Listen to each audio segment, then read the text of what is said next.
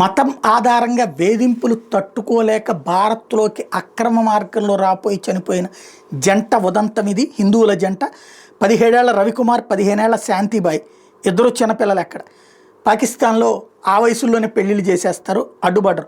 పాకిస్తాన్కి చెందిన హిందువులు. వాళ్ళకి ఈ మధ్య సింధు ప్రావిన్స్లోని మీర్పూర్లో పెళ్ళయింది. ఆర్థిక సంక్షోభంతో అల్లాడుతున్న పాక్లో బతకలేమనుకున్నారు. ఇంకేం కష్టం వచ్చిందో యువ దంపతులు భారతదేశానికి వచ్చి స్థిరపడాలనుకున్నారు. అందుకు అవసరమైనటువంటి వీసాల కోసం దరఖాస్తు కూడా చేసుకున్నారు. కానీ పాల్గామ్లో ఉగ్రదాడి నేపథ్యంలో వాళ్ళ దరఖాస్తులు తిరస్కరణ గురయ్యాయి. దీంతో అక్రమంగానే భారత్లోకి ప్రవేశించాలని దారి ఎడారి బాట పట్టారు. దాహానికి తాళలేక ఎడారి మధ్యలోనే ప్రాణాలు కోల్పోయారు. ఆ జంట నీటి కోసం ఎంత అలమటించిందో చెప్పడానికి ఎడారిలో పడి ఉన్న రవికుమార్ ముఖం మీద ఉన్న ఖాళీ నీటి డబ్బానే నిదర్శనం. ఆ జంట అసూలు బాసిన 5-6 రోజుల తర్వాత శనివారం నాడు స్థానిక పశువుల కాపరి గుర్తించి సరిహద్దు భద్రతా దళాలకు సమాచారం అందించారు. గుర్తింపు కార్డుల ఆధారంగా వాళ్ళ సమాచారాన్ని పోలీసులకు తెలుసుకోగలిగారు.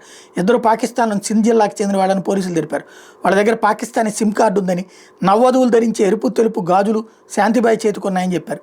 Hindu Pakistani displaced union and border peoples ఆర్గనైజేషన్కి చెందిన దిలీప్ సింగ్ ఆ జంట ఫోటోలను ఫేస్బుక్లో పోస్ట్ చేసి వివరాలు కోరితే పాక్ నుంచి స్పందన వచ్చింది. ఆ వివరాల ప్రకారం వాళ్ళిద్దరు జూన్ 21 తమ ఇంటి నుంచి మోటార్ సైకిల్ మీద బయలుదేరారు. ఆ బైక్ని ఇండో పాక్ సరిహద్దులో నూర్పూర్ దర్గా దగ్గర పార్క్ చేసి అక్కడి నుంచి కాలినడకన సరిహద్దు దాటి రాజస్థాన్లోని జైసల్మేర్లో ప్రవేశించారు. అంతర్జాతీయ సరిహద్దు నుంచి 11 కిలోమీటర్ల దూరం ప్రయాణించి అక్కడ ప్రాణాలు కోల్పోయారు.